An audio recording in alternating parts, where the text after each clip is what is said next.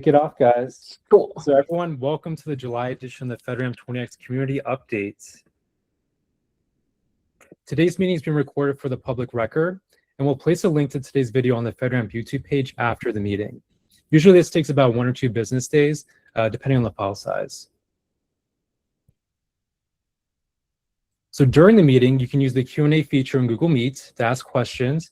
If this is your first time using this feature, simply click on the waffle icon to find the Q&A option in the Tools menu. And as a reminder, you can type your questions at any time during the session.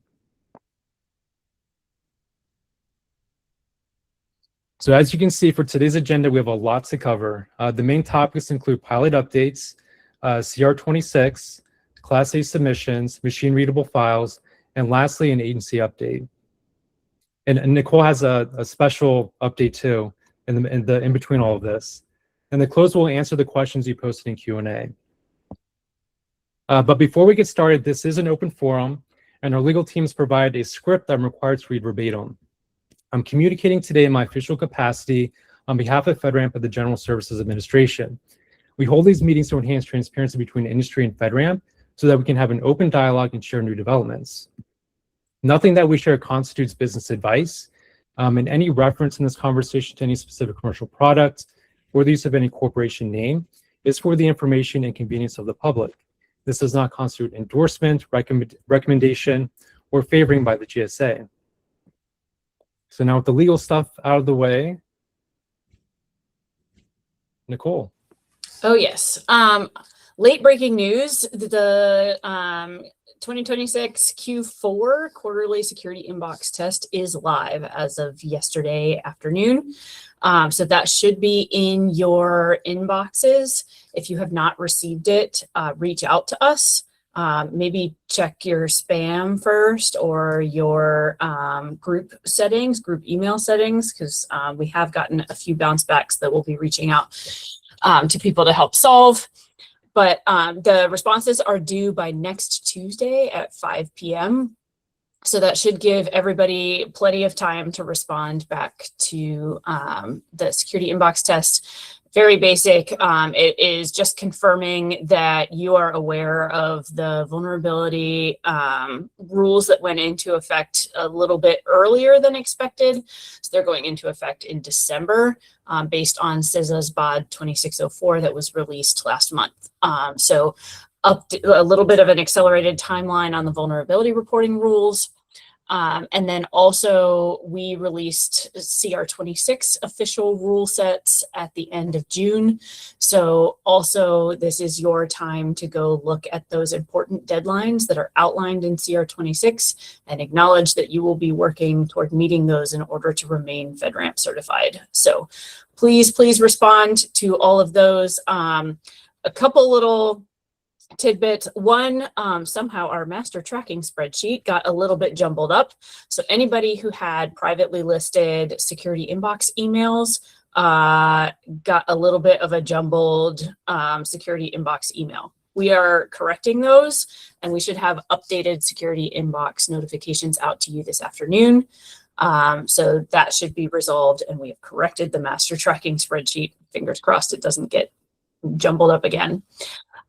So we're working through that. And then all security inbox notifications went out to anybody who is currently actively listed on the FedRAMP marketplace. So if you have not received something and you were expecting to receive something, first make sure that you are actively listed on FedRAMP marketplace. Sometimes your FedRAMP ready or your FedRAMP in process designations come with an automatic expiration date. And so if that date has passed, you get automatically dropped off the marketplace unless you're sponsoring agency for in process or you update your FedRAMP ready status. Unless we get those comms, we automatically drop you from the marketplace. So make sure that is all good to go. But if you have any questions, reach out to info@. We are actively monitoring that inbox as well during this. All right. Back to the regularly scheduled agenda. Very important. So on to pilot updates. So we've completed the 20X Phase 2 pilot for Class C service offerings. Congratulations. This concludes the pilots. And now 20X officially is here to stay. So in phase 2, 14 total offerings achieved FedRAMP certification. And in phase 1 of the pilot, we had 15 total offerings achieve FedRAMP Class B certification. Out of all these offerings, I know this is a shocker to most, about 35% have GRC capabilities. So this was the top service offering category. But none of this could have been possible without the verification and validation services of our independent assessors. The top assessors with the most assessments during phase 2 of the pilot included Coalfire, we had Fortrium, First Information Technology Services, as well as Shellman. So all of us at FedRAMP really want to thank you all again for making 20X a huge, huge success. Thank you.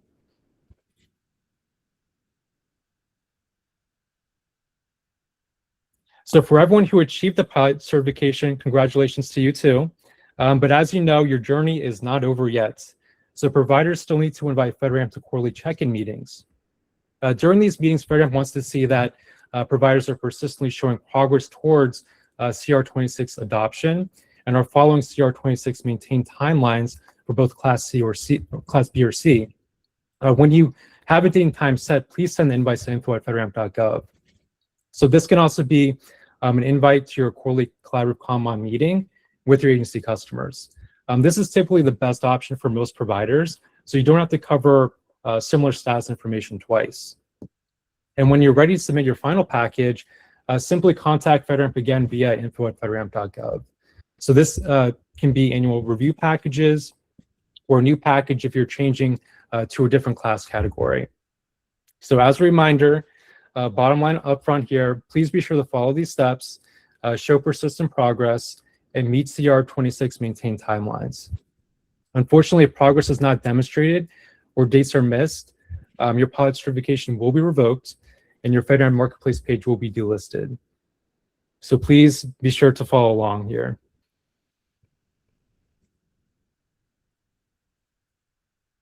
And lastly, all providers with a Class B or C pilot certification will have their Marketplace page updated to show their pilot certification status. Their annual assessment dates will also be updated to March 7th, 2027 to align with the greatest CR26 grace dates. So that covers all the pilot updates for now. And with that, Nicole is now going to talk about the newly released CR26 and how it applies to both 20X and Rev5 certification pass. Great, thanks, John.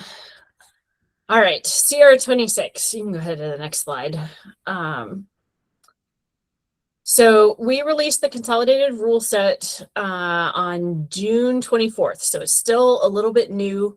Right now, FedRAMP is in an intense period of working on all the internal processes that are going to be required to support all of the guidance that we just released in the consolidated rules. So very excited to finally get these finalized down on, well, virtual paper, your monitors, so that you can all see what we've been up to for the past year. This is final wide-scale adoption rules for not only FedRAMP 20X, which has been highly anticipated, but also updating the rules for Rev 5. This incorporates all the final versions of the RFCs that we've put out over the course of the last year. Thank you so much for all of your comments on those. It really informed how we brought the RFCs into CR26. The rule set goes into optional adoption as of last weekend. So you can go ahead and start adopting all of those previously optional balance improvement releases that are now finalized and formalized in CR26. You can check out the important dates pages. That's where you're going to find the handy reference of every single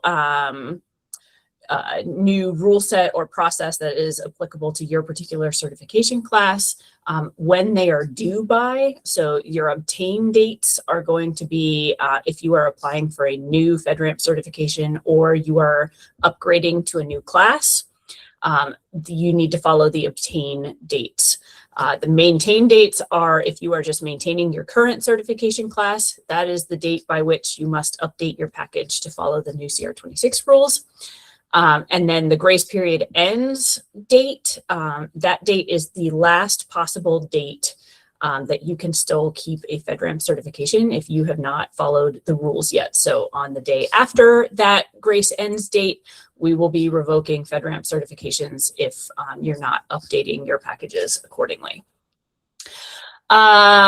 We are still making some minor changes to CR26, nothing that is groundbreaking, but you've already seen some of this if you're checking the comments on some of the consolidated rule set pages. As people catch typos, or if we have a little bit of a clarification issue that we need to make, we're making some minor changes there. But all of the rule sets and all the major information is here to stay. We will be starting work on CR27. So right now we're in phase 3 of the 20X journey. So this is working on wide scale adoption. This is working on agency adoption of 20X. Phase 4 is going to be next. So that is late summer and fall and winter timeline. So what we're going to be doing in phase 4 is trying to figure out what class D looks like for 20X. So we have plenty of work to do there, and all of our major work efforts really are going to be aligned to what will be CR27 for the next annual update to the consolidated rules. So the consolidated rule set for 2026 will be valid until December 31st, 2028. So this will be a stable baseline for about 2.5 years to give you guys something a little bit more stable to hang your hats on. You're welcome to update with us to CR27 when that's released next year, but you don't have to update until CR26 rules officially expire. All right. What is on the next slide? Oh, good. Lost sponsor and ready conversion. We have gotten so many questions based on lost sponsor and ready conversion. The philosophy behind this is that we believe that cloud service providers who have already invested in FedRAMP should have a path to FedRAMP certification. We know a lot of cloud service providers invested quite a bit of time, money, energy into engaging in the federal market. And a number of those CSPs lost sponsors this past year, or had an agency in process like promise that they were expecting to come through that ultimately fell through due to contracting issues or whatever. So we have 2 paths available to people who have not found a sponsor, and these will be program certification paths sponsored effectively by FedRAMP. So if you have an active FedRAMP ready before July 28th, 2026, you are eligible to convert to a class B or C certificate. Well, actually A, B, or C certification once we open that pipeline. That pipeline will open on August 10th. Similarly, if you were FedRAMP if you were an agency in process between January 2025 and March 2026, and you lost your sponsor and you've been struggling to find a sponsor, you also qualify for the program certification route. You also, not only if you were just listed in process, but if you completed your FedRAMP assessment and you have a SAP and a SAR, but that informal agreement that you had with an agency didn't turn into a formal agreement once you completed that, and you also fall into that same timeline, you qualify for the program certification. At this point, familiarize yourselves with the FedRAMP Rev 5 Class B or C rules because the program certification route requires that you meet all of the Class B or C rules by February 19th. So that's going to be a little bit of a quick turnaround given the number of changes that we made. We plan to open the form for both lost sponsor and FedRAMP ready conversion on August 10th. So you don't necessarily need to do anything with your package yet. In fact, I'd encourage you to kind of wait before doing, take the time to really familiarize yourself with the rules. When the form opens on August 10th, fill out the form. We will come talk to you about your specific case because everybody's going to be in a little bit of a different position. about where they were over the course of the last year and a half. So when you fill out the form, we will schedule a time to come talk to you and talk about what this process will look like. And then you get to decide whether you want to continue going down this route, or if you want to pivot over to something like FedRAMP 20X, or if you want to go off and find an agency sponsor to sponsor you officially through that process. Anything I missed, Emu? Not that I could think of, but I mean, really, some of these situations are going to be very bespoke, and you just got to talk to us and we got to figure it out together. Yes, yes. If you believe you fall into this category, send us the form when it opens. If you fall just outside of this category and you want to talk to us about it, fill out the form. We'll come talk to you. If you're very outside of this category, go 20X. All right, next slide. All right, let's talk about the force of the rule. We have gotten a lot of comments about why requirements are shoulds and not musts. We've gotten a lot of comments about why should requirements are in the required list instead of an optional list. So let's talk about the force of the rule. This is based off of the IETF RFC 2119, I think, if I remember that one right, where they define exactly what the force of the rule and these words, like the specific meanings of these words when we use them. So we are using those exact definitions. So for any rule that has a must in it, this rule is an absolute requirement. You must meet that rule, and there are no exceptions. And if you do not meet that rule, it may result in corrective action and potentially revocation of your FedRAMP certification. Must not is the exact opposite of that. Absolute prohibition. You absolutely must not do this thing that's in the rule, and failure to abide by that threatens your FedRAMP certification. Should and should not sound optional, but they are not. Should is still a requirement. You must have a very valid reason to not do that thing. There exist valid reasons to not do that particular statement. You must have a valid reason to not do that. You still must address any should rules. But you are allowed to not do the thing that the rule is telling you to do if you have a good reason to not do it. Should not is the reverse of that. May is the language that means that this rule is truly optional.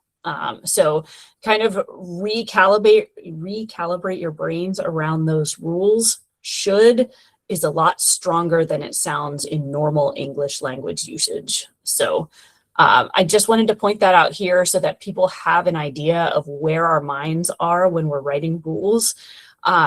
If we could imagine a scenario in which a rule may have a good reason that you're not doing it, we used a should. Even though it is a very strong rule and it's a very good idea to do those things, there may exist at least one valid reason that you wouldn't do it. It got a should. If we could think of absolutely no valid reasons for you to not follow a rule, it got a must. So that's kind of our standard of what we use when we were writing the rules. That's what we were thinking. All right, next. All right, who's doing Class A submission? That would be me. All right. Let me find my place. Okay, so next, John. There we go. So big important timeframes for Class A submission. We've already hit July 6th, so we are open there for initial implementation listing on FedRAMP Marketplace. That your initial listing is always the first step now towards certification. And then our Class A pipeline officially opens up on August 3rd, 2026. Next, please. Alrighty, so A prerequisite to Class A is you must have already had an audit from an approved alternative framework. These frameworks for CR26 are FedRAMP Red 5, including Ready, SOC 2 Type 2, GovRAMP at any impact level. And please stop asking about other frameworks or like audit stacking. Like I did my HIPAA plus an ISO plus a CMMC. Does that equal one of these? No, it does not. We will potentially explore additional frameworks in the future, but that would be a CR27 thing and not a CR26 thing. Next slide. Alrighty, so very high level process is you get listed, you get up on the marketplace in that initial implementation, that initial status. Then you do the work following the rules and assembling your certification package. And then you submit your application to apply for certification, and we'll go through the review process and then, next steps from there. All right, John.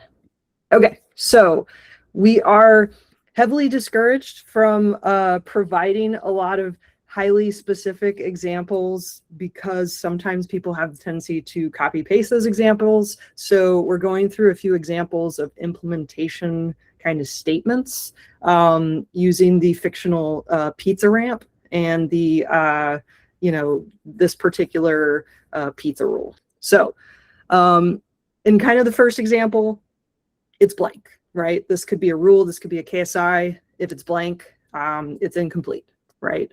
And then next we have kind of a, we don't do this, like we don't do this rule. In this case, we don't deliver pizza. So this is still not acceptable because we don't have an explanation. We don't understand why you don't deliver pizza. We don't have details. Like we don't know if there's future plans. This is just not enough detail to make a solid decision off of. All right, next. All right, so here's some other examples of, I provided information of, pizza delivery timeframes are established in the pizza operations procedure. Cool, you have a procedure, but the ask is that you define your pizza delivery timeframes and that they are persistently met. So you're really only capturing the first part of that, where you define the timeframes. You're not actually telling me how you're persistently meeting this information.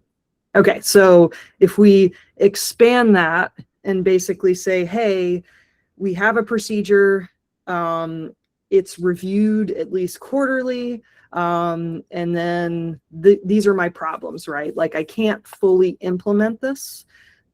Here's the explanation why, and here is the time frame we plan to fix this. That is a pretty reasonable explanation, right? So in this case, it is partially met, but there's a really clear, solid explanation of why and kind of next steps. All right, next one. And this kind of, some of this can vary a bit with the force of the rule, as Nicole talked about. And there are many ways to slice a pizza. So you don't have to follow this exact kind flow, but I try to think of a lot of these as a who, what, when, where, why, when you're kind of describing what is happening. And so the reason the one on the left is a decent example is because they're telling us, so Get Your Pizza is telling us so there's a site that displays actual versus target delivery times. They're telling us what puts together that information. In this case, it is their lean pizza operations system with their Moose stack. And then they talk about how the PX team meets with the pizza ops team to look at CSAT scores and put together like a bi-weekly and review findings, all of that. And then they go through and set an actual threshold where these particular targets, need to be in the top 10th percentile. So if you kind of expand on this, when you start thinking about the evidence and the tests associated with the validations later on, they have that pizza status site. So you can have a link to the pizza status site. You could have information about, down detector, is it down if it's public site, or, tools you may have to look at that site. Could be configuration data for your Moose stack. It could be information involving like the CSAT scores or automated meeting minutes, things like that. But the whole point is that this is an implementation explanation that is clear. It makes sense. It breaks down exactly what's happening and what right and what, passing looks like, without going into like talking through every single piece of evidence or validation, because the details for those should be in those individual steps, right? And then the one on the right, this is the type of situation where maybe you don't meet this particular KSI or rule, but for an extremely good reason. And in this case, Robo Pizza does not do pizza delivery. They contract with a third-party uncrewed vehicle delivery service, and then go into a lot of detail about how they can't actually capture these numbers or metrics or guarantee service levels, and all of that good stuff. So hopefully this helps a little bit to kind of break down the mindset behind what we're looking for from an implementation perspective. And before anybody asks, we will absolutely roll this up into a PDF and post it post it in the community group. All right, next one. Okay, so it is off to Dan. Thanks. I just hold on one second. Let me finish my pizza order here. Okay. So let's talk a little bit about machine readable files, everyone's favorite topic and thing that we're all most excited about in CR26. So there are two kinds of machine readable files that are kind of a part of the CR26 rollout. The first one is machine readable files that we're making available to you. And then the second one is machine readable files that you're going to make available to us. So the first set, there are two machine readable pieces of content that are going to be important and relevant to most of you. The first one is the one on the right-hand side, right? Machine readable rules. So all of the rules, all of the requirements, all of the KSIs, all of the Rev 5 controls that are relevant to a FedRAMP certification process are contained in the single JSON file available on github.com/fedramp/rules, FedRAMP Consolidated Rules.json. This one file has everything that you need to do in it. So you can use this as a reference. You can ingest it into your GRC tool. You can write scripts against it. You can do whatever you want with it. And again, there's this idea in FedRAMP 26, 20X that we want to get away from shadow rules. So this is the definitive source of truth. If it's not in this file, you are not required to do it. So everything that you need is going to be in that file. The other machine readable content that I wanted to make people aware of is another GitHub repo. So this is github.com/fedramp/2026-markdown. And this is a markdown content of all of the HTML content that is available at fedramp.gov/2026. And the reason that we made this available was really for your AI friends and partners to be able to have a source that is AI friendly for them to read through this content. So this is not really actually intended as a place for humans to go for information ever. But if you're working on an AI MCP or just trying to train an AI agent against FedRAMP data, this is a good place to put it that will provide it with, again, the same information that is contained in the FedRAMP rules, but with a little bit more context surrounding it that'll help the AI understand the rules and the intentions and the purposes behind them. And you can use this as kind of source data for those AI use cases. But again, the rules JSON is the definitive source that the markdown content is built off of. So there's not going to be any rules in the markdown content that aren't contained in the rules JSON. Clear as mud. Next slide. Okay, so the other big change in 20X is the abolishment of all FedRAMP templates. Yay, everyone rejoice. And the replacement with schemas. So why schemas and not templates? The templates force you to present information in a particular format. So not only are we asking you for specific information, but then we're asking you to format in a particular way. The schemas get us away from that. We're still asking for specific information, but we want to allow the CSP the most flexibility possible in how they're presenting that information so that they can present it in a way that's going to make sense and be valuable and helpful to the government official that's eventually going to review this package to make a risk-based decision. I know in the last slide, I said that Markdown is machine readable content for purposes of submissions from you to FedRAMP. That is not true. All of your submissions should be in JSON format, although there are numerous places within the JSON schema where we specify that you can use Markdown to format your response if that is helpful in making it more digestible and easier to understand. The JSON schemas are minimal restrictive schemas. So we wanted to walk a balance between having common naming conventions and structures for the data elements that we're asking for, but without just replacing templates with schemas where we're still forcing you to present the data in a particular way that makes sense to us. We want to allow CSPs to populate the data in whatever way makes sense to you, to innovate and to come up with clever and innovative ideas on how to make your information most valuable to the federal authorizing official who's eventually going to review this data. So think of it as we want to automatically validate that you provided, for example, an implementation statement, but we don't care what format that statement takes.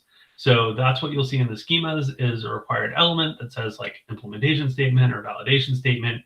And then that element is just going to be a string where you can use Markdown to present the information in whatever way makes the most sense to you. It can be paragraphs, it could be a link to a resource online, it could be a table, it could be a haiku. Bonus points if anyone submits their implementation statements in haikus. Go ahead to the next slide. These are all the schemas. I've already been informed that this table is terrible looking. No need to mention that in the comments. We all agree. But there are a number of schemas, and I wanted to fit them all on the slide. There's actually only two that I'm really going to talk about here, though. The certification package overview and the security decision record. So the certification package overview is going to be the first schema that you're going to want to take a look at and develop a JSON data file against. The certification package overview is kind of the metadata about the CSP and the product offering, and it is intended to be publicly available. There should not be any sensitive information in this JSON file. So it's, what's the name of your company? What's the name of your product? What services are you offering? What's your sales email? Where can we get a copy of your logo? Those kinds of things. What product categories you have. This is also the information that we're going to use to populate the marketplace. So this is the best place to start, is to take a look at this. All of the other schemas here have a required element that is the URL to your certification package overview. So you don't have to repeat this information in every single JSON schema. Once you define it once, if you decide to publish a new logo or you decide to change the name of a product offering, you change it in your certification package overview, and that will be reflected in any other documentation that you're providing as part of your FedRAMP package. So do this TPO first and figure out where you want to host it on your website.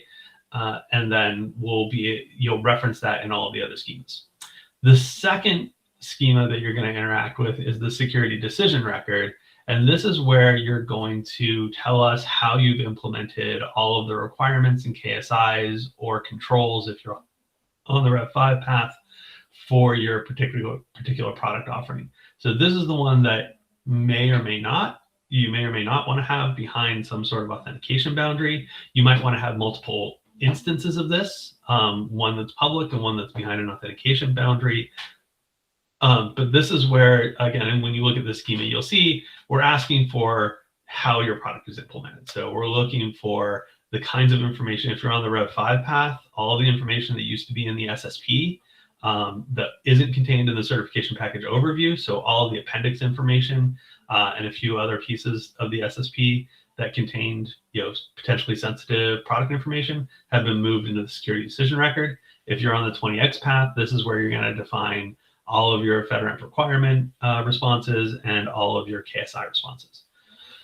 Again, the schemas are intended to be very flexible. You can add elements to them as long as the elements that we've asked for are there and provided. Don't provide alternative elements that replace elements we've asked for. So like if we ask for implementation statement, you could certainly add an element that's called implementation description or better implementation statement or whatever you wanted to call it.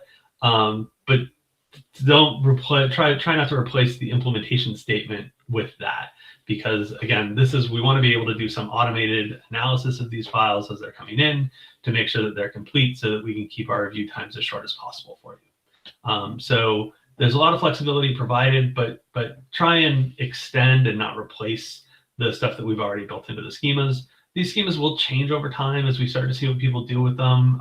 They may become a little bit more restrictive, but our intention is to provide as much flexibility as possible for you throughout the process. All right. The others, sorry, go back to that slide one more time. Okay, just very quickly, the rest of these, what you'll see here is anytime that we have a rule or that's requiring you to submit information to FedRAMP or to your agency customers, we've created a schema for it. So you will find schemas for everything, and when you go through the rules, you'll see links directly to these schemas for the rules that they are applicable to. Excellent. All right, now you go ahead, John. Yay. Thanks, Dan. Let's jump into agency updates here. All right. So big change from the dropping of the consolidated rules for 2026. We have an entire tab dedicated to agencies that's live. And what agencies can get out of that is information on some of the changes that are occurring at FedRAMP. None of this should be new information. It's just now written down in one place where agencies can go to and get more information. And the tab is really broken out into general guidance and support, but then there also are agency rules. In order for a cloud service provider to be used by an agency needs to understand what their roles and responsibilities are. So we made sure that we aligned the rules that we outlined there with M2415, other federal policy, and then the FedRAMP Authorization Act. So nothing you see in there in the rules is going to contradict the law. In fact, some of it is just taking verbiage from the law or M2415 and typing it up in plain language so agencies can easily understand what their roles are when it comes to authorization. Another big thing is letting agencies know, as everybody here on this call knows, Rev 5 is going away. So it really directs agencies to start pushing cloud service providers that they want to use to the 20X process. Many years, one of the biggest issues with FedRAMP was CSPs wanted to become authorized and they couldn't. They need an agency sponsor. We will continue the sponsorship option for a year to allow those vendors who have already invested in the Rev 5 process and are close to the finish line and have agencies that are working with them go through that. But what we really want to do is open up the 20X program certification so that CSPs can come through. It takes that burden off the agency initially to sponsor. And so we're really encouraging agencies to talk to you. And if you're new to FedRAMP and want to come through the 20X process, we do have, I think the timeline is June 11th, 2027 for us to stop doing agency sponsored authorizations. So we're really encouraging the 20X certification process through that page. So The page is intended for agencies. I know there are a few agencies on the call. However, it's open to everybody. I would highly suggest if you're an advisor, if you're an assessor, or a cloud service provider, to take a look at those pages. There's not a lot there, but it's a lot of valuable information. So when you're talking to agencies and they might say something that is inaccurate, you can point back to that page. I will say that we also will be augmenting, not necessarily the rule set, but we look to build out FAQs, things that might have not been hit directly in that agency page. So if you do have questions, please send them to info@, and we'll be, over the course of the next few months, building out our FAQs so we can answer all those questions that we didn't hit on. So we've been supporting agencies for a while. The agency liaison program has been around for a long time, and the whole initial concept was a train the trainer approach, and that was really successful with 20X. Many agencies were reluctant to do, Rev 5. Many agencies were reluctant to do Rev 5 authorizations in the beginning, and this program helped agency adoption. So we're continuing the agency liaison program. We're continuing adding new people to that. But what we also did is created agency support groups. So once a month, we're meeting with agencies on updates and answering questions about the changes in FedRamp.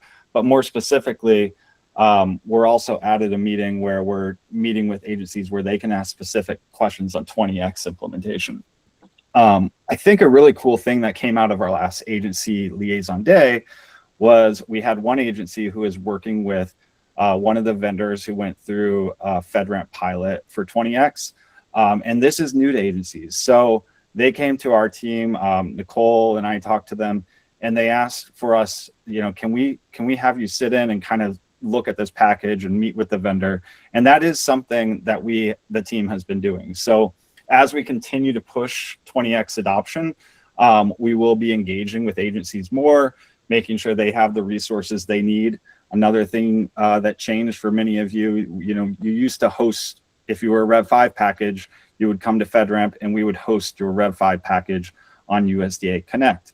Well, 20X, everyone has their own trust center. So there's directions for agencies on, hey, if you're looking for a 20X package, you need to reach out directly to that vendor. We will get to a point where we'll include the link to your trust centers on our website, on our marketplace. But right now, we're just getting agencies kind of comfortably moving over to this new idea of working directly with the vendors. We have a big event that the team is working with an industry group on for our next agency day. It'll be in September 2026. So keep an eye open for that. This is a long, arduous process. I know it's been a year and everything has moved quickly, but adoption doesn't happen overnight.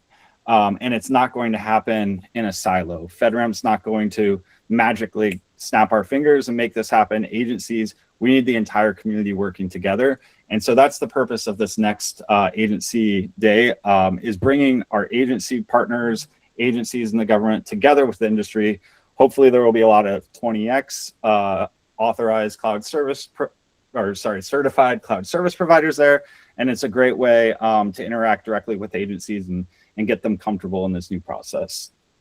I think that's all I have from the agency side. Next, we can probably jump to the Q&A here. It looks like there's a few rolling in as I speak.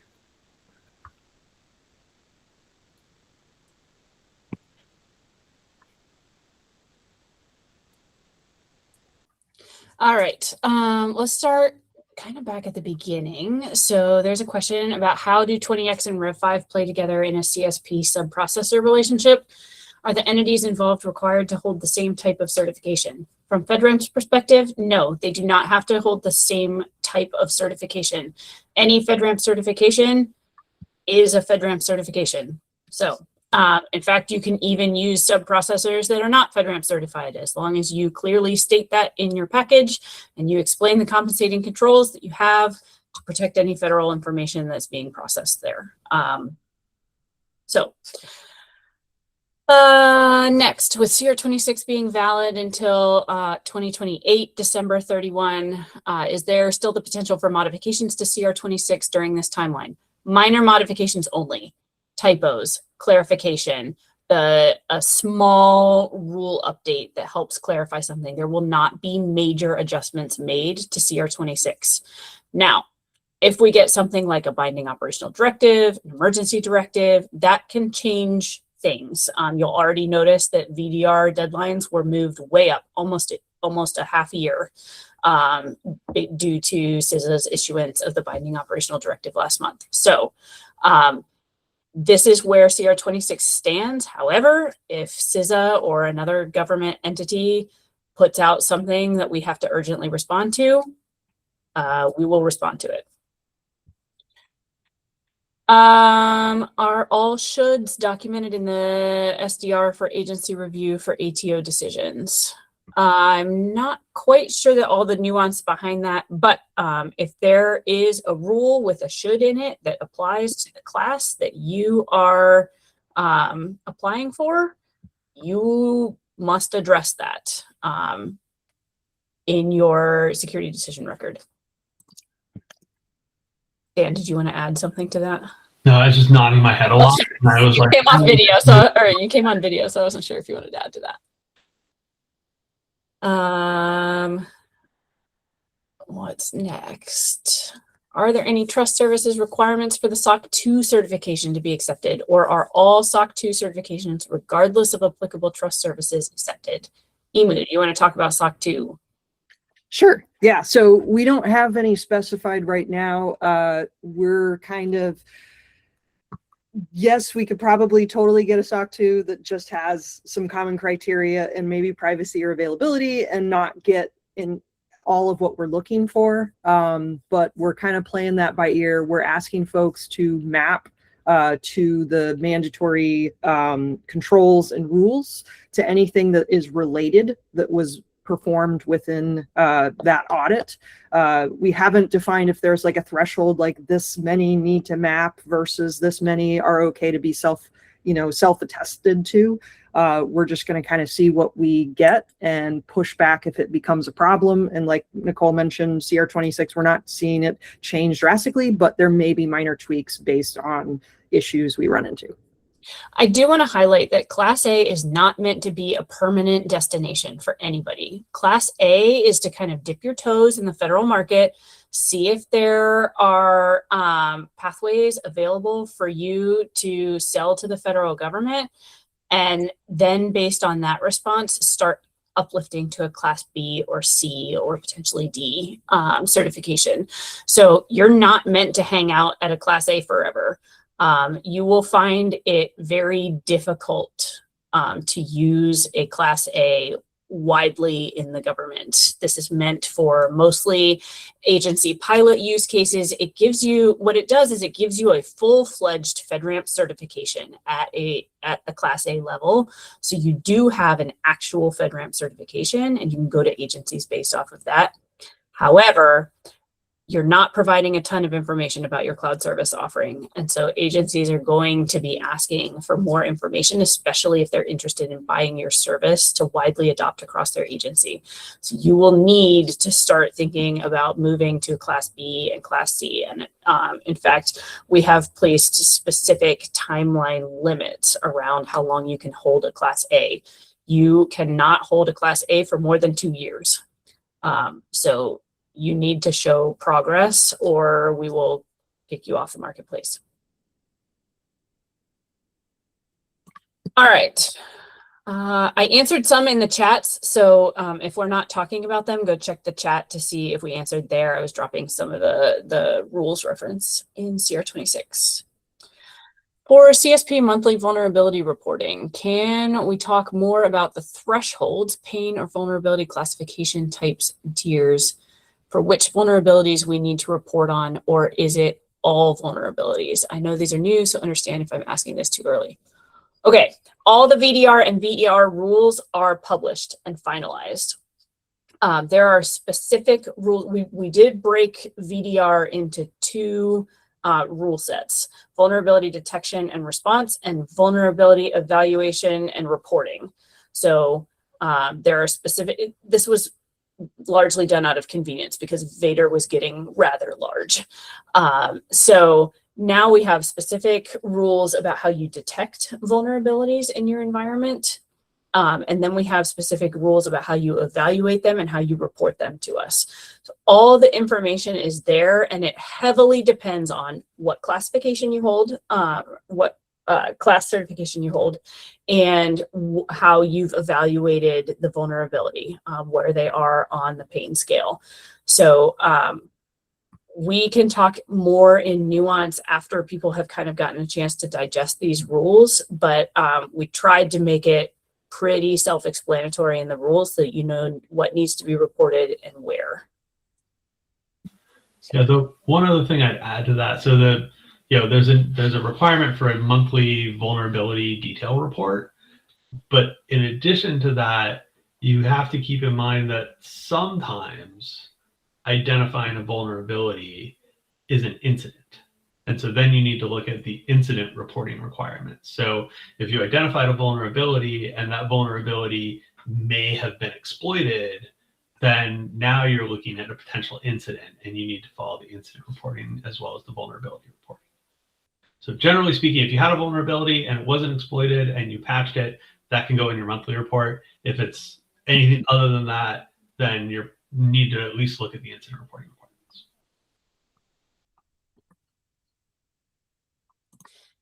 All right, more vulnerability topics. BOD 2604 versus Vader.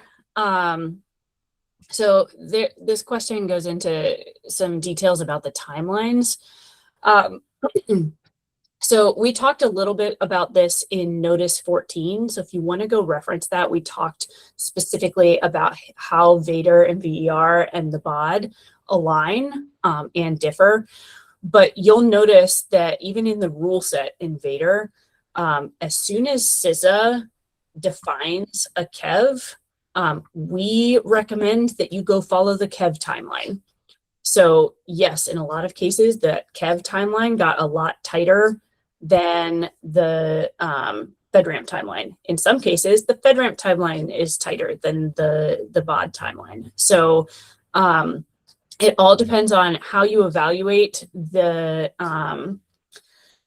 particular vulnerability and how quickly CISA can make their evaluation and add things to the KEV list.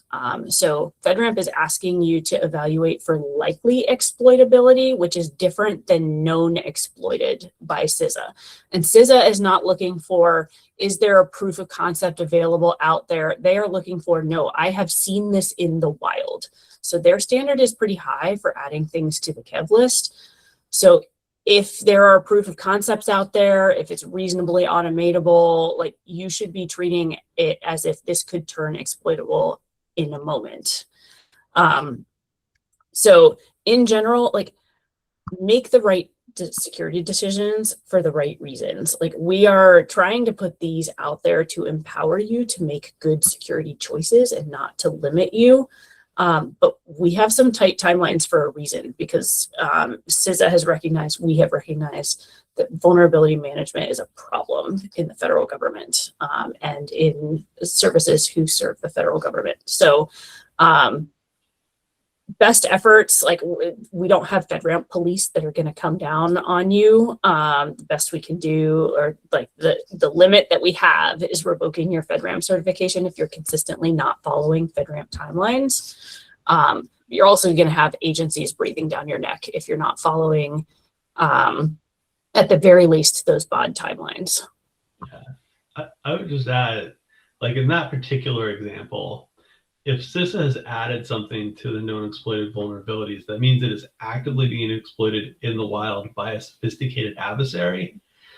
I would really, like, if that's the situation and you're looking at the same vulnerability within your system and saying, nah, it's not likely to be exploited, you should be very, very sure of that, because it is unlikely that that's the case. All right.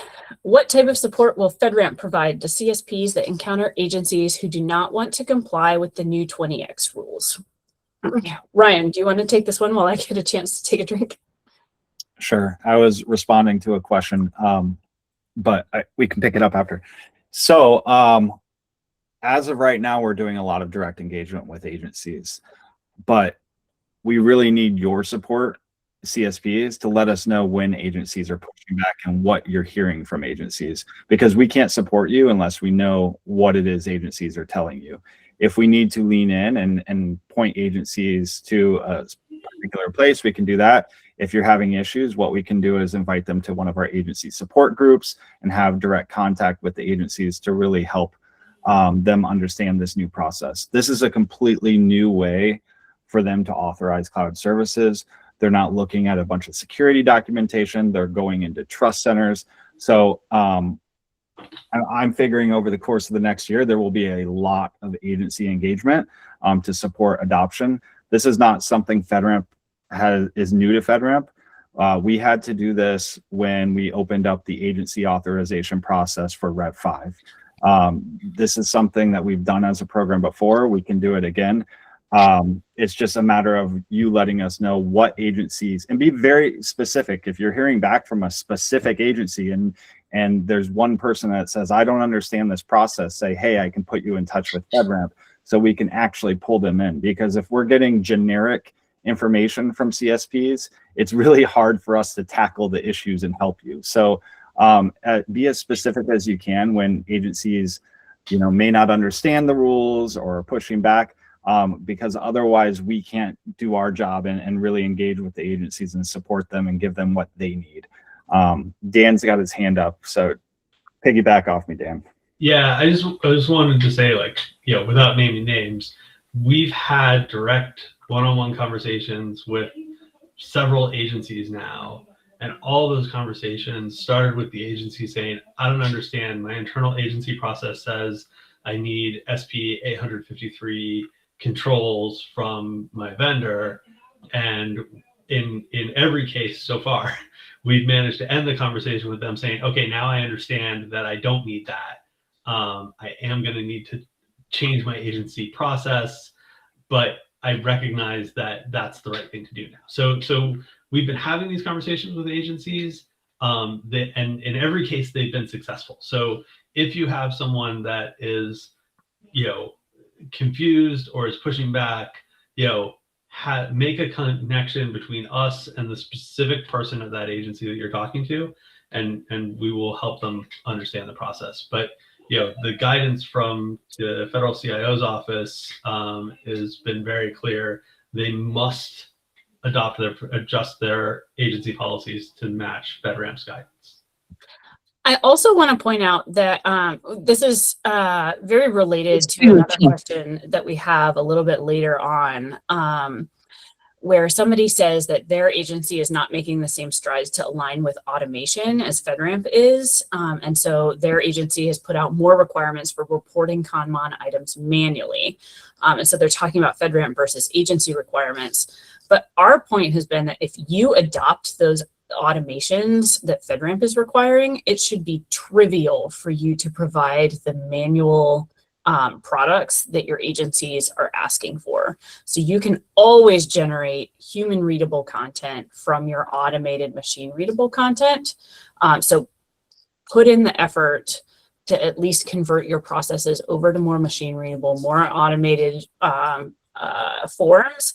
And then if your agencies are specifically asking for human readable or different formats of those sorts of things, just use your machine readable stuff to give it to them in whatever version they're looking for.